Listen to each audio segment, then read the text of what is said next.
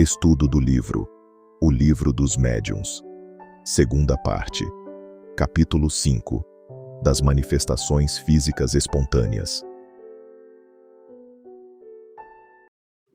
Olá, irmãos, sejam bem-vindos à continuação do nosso estudo do Livro dos Médiuns. E hoje, dando continuidade, veremos a segunda parte, capítulo 5, que trata das manifestações físicas e espontâneas. Dentro das manifestações físicas espontâneas, veremos os seguintes itens: ruídos, barulhos e perturbações, arremesso de objetos, fenômenos de transporte, dissertação de um espírito sobre os fenômenos de transporte. Dando continuidade, depois da gente ver os itens, a gente deve ter sempre a mente coerente e não nos deixar levar por ilusões. Os fenômenos mediúnicos de manifestações físicas são distintos de qualquer outro que aconteçam sem causa aparente.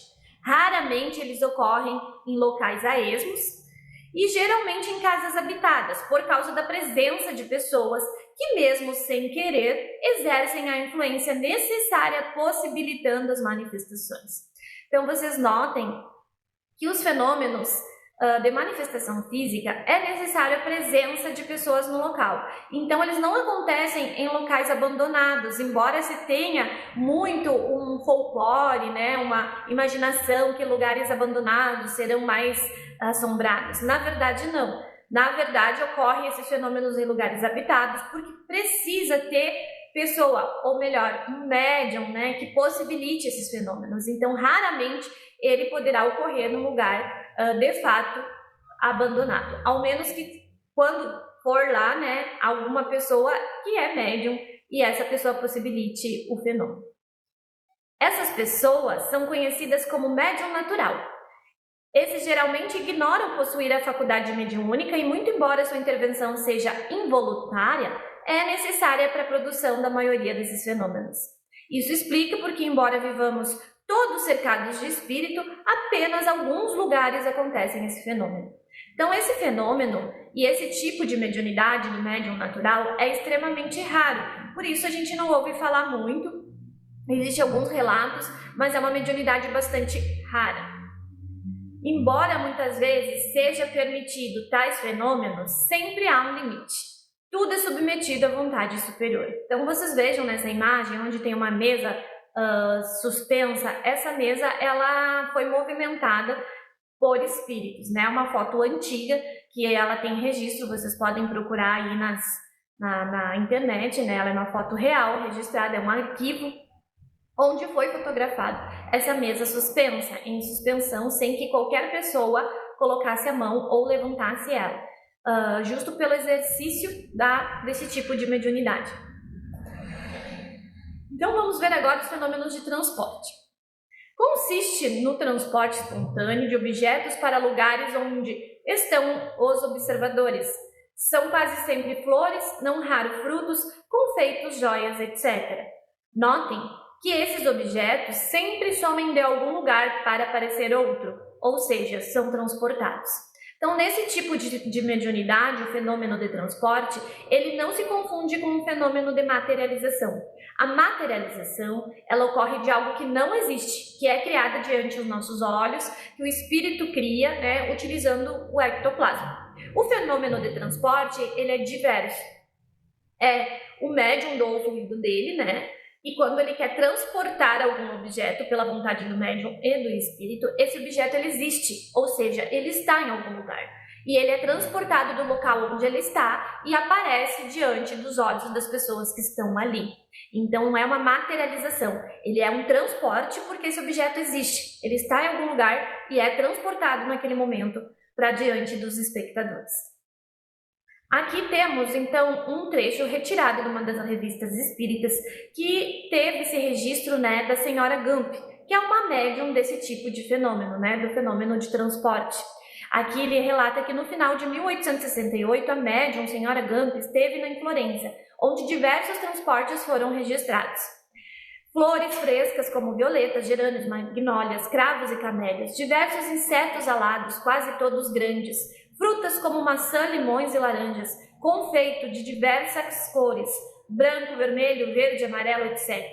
Depois que visto pelos presentes, apagada de novo a luz, foram reunidos segundo suas cores, o que provou que os espíritos podem ver no escuro. Um grande pedaço de gelo, de 15 centímetros de comprimento por 10 de espessura.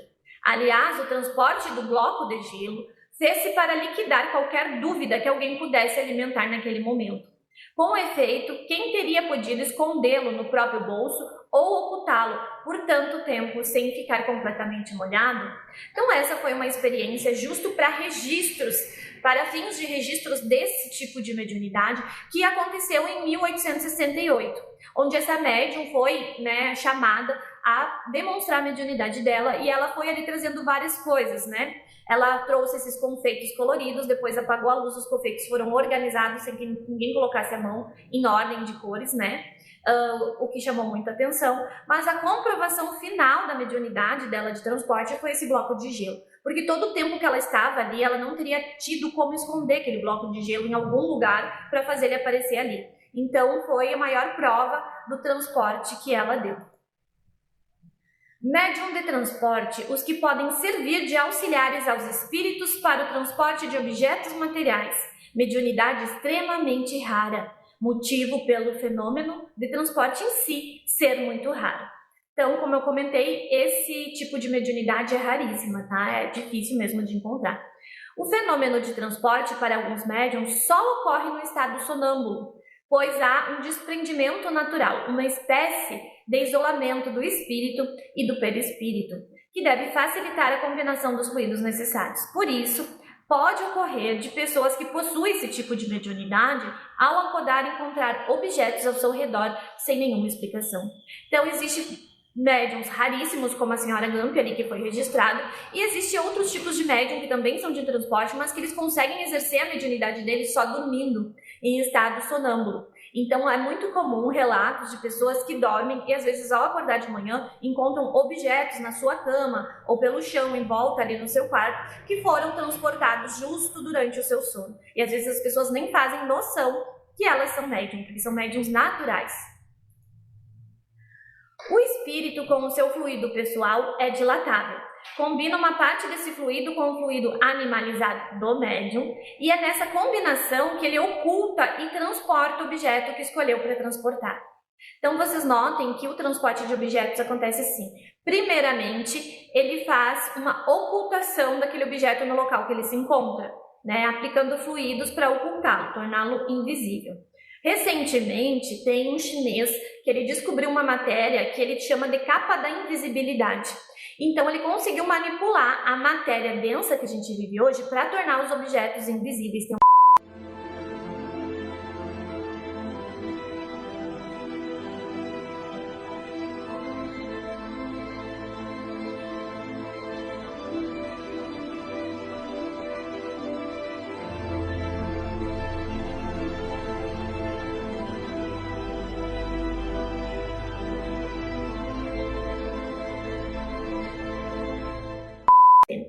E os espíritos, eles já sabiam disso, Então, muito antes de agora, o pessoal está descobrindo. Então, eles ocultavam esses objetos e o transportavam, faziam aparecer em outro local. Aqui temos um exemplo ilustrativo, que na revista também Espírita eu encontrei e estou agora colocando aqui para vocês. O primeiro foto, o A, ele se trata de um cilindro, de um cone, o qual tem um embolo, que é uma vedaçãozinha, que está prendendo ali no meio desse cilindro gás. É esquentado, esse gás, ele faz a propulsão do objeto, ele move o objeto, E assim, da mesma forma, funciona com o médium, Ele tem o fluido dele animalizado, que é o gás, onde o espírito combina com o fluido dele, que é o calor, e esse calor junto move o objeto. Então isso é para a mediunidade de mover os objetos, tá bom? Aqui tem uma explicação que diz assim: na figura 2A, apresenta um cilindro dotado de um embolo sobre o qual deposita um peso. O gás é aquecido e provoca o movimento do embolo para o meio de um processo termodinâmico de expansão do gás. Esse gás, ao elevar o peso de uma distância, realiza o trabalho. Energia proveniente de uma fonte de calor, que provoca a expansão do gás. Na imagem B, representa-se um médium defeito físico, a elevação do objeto da altura, a mesa. O peso do objeto multiplicado pela altura fornece uma medida energética associada ao fenômeno. Essa energia é proveniente do médium e, na ausência de maiores detalhes, trata-se de um fenômeno de conversão de energia química do organismo do médium em energia mecânica. Então, a massa dos fluidos combinados é proporcional à dos objetos. A força deve estar em proporção com a resistência. O espírito que apenas traz uma flor ou um objeto leve é muitas vezes porque ele não encontra no médium ou em si mesmo os elementos necessários para um esforço mais considerável. Então, notem que o tamanho do objeto que for transportado vai depender da quantidade de fluido que o médium doa com a quantidade de fluido que aquele espírito possui para fazer essa movimentação ou transporte. Como eu mostrei para vocês lá no início, tinha uma mesa, sendo elevada, consideravelmente pesada. No entanto, tinha vários médiums ali que tinham essa capacidade de efeito físico e doaram seus fluidos para que a mesa fosse suspensa, mas na maioria das vezes é pequenos objetos. Os objetos transportados são encobertos com energia que os deixam invisível e reaparecem em outro local, com a mesma densidade, formato e peso. Porém, tão logo as energias ali colocadas se dissipem, o objeto voltará ao seu local de origem, não sendo um transporte permanente, salvo os casos de espíritos superiores de grande elevação.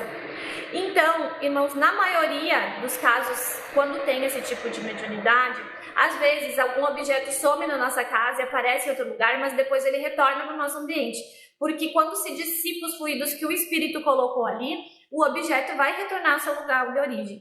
Então, às vezes, esse tipo de mediunidade foi registrado ao longo dos séculos para comprovar a possibilidade do transporte ou responder dúvidas. Exemplo, fulano de tal foi enterrado com uma joia, daí eles transportavam uma joia que estava lá no caixão com a pessoa, mas depois a joia retornava para lá. Ou diziam, fulano de tal pegou tal coisa, eles transportavam aquele objeto para demonstrar que saiu da casa do fulano de tal, ou para provar, por exemplo, teve o caso de um médico que ele não acreditava, ele era cético, e então eles tiraram um vidrinho do medicamento que ele estava estudando, que estava chaveado num armário, e trouxeram para aquele momento para a sala para ele ver. Então não tinha ninguém como pegar aquele vidro daquele medicamento lá, porque estava chaveado, a chave do armário estava com ele. Então os espíritos trouxeram para ele, para comprovar para ele que podiam, mas depois o vidro retornou para aquele local e ele pôde pegar, sentir o objeto, mas depois de tempo o objeto simplesmente sumiu e reapareceu lá no armário chaveado. Então, irmãos, o que nós tínhamos para hoje a respeito desse estudo era isso. Como era um capítulo mais extenso, eu tentei resumir, trazendo os pontos mais importantes para a compreensão. Ficamos sempre à disposição para esclarecer dúvidas. Comente nos comentários qualquer dúvida que vocês tenham ficado a respeito do estudo. E aguardo vocês para o próximo capítulo. Até mais!